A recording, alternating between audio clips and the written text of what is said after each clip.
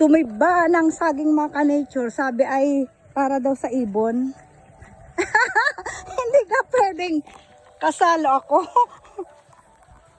Hindi ka pwedeng kasali ako mga ka-nature. Sa tingin ko nangangain din ako niyan. Liliban tayo dito.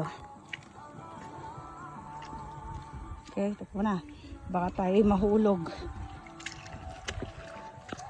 So, mga ka-nature.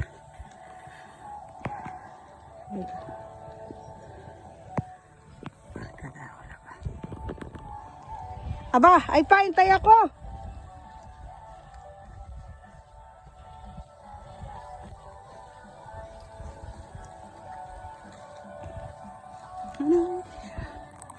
Mga ka-nature. Ngayon na ulit tayo nakapasyal sa bukid.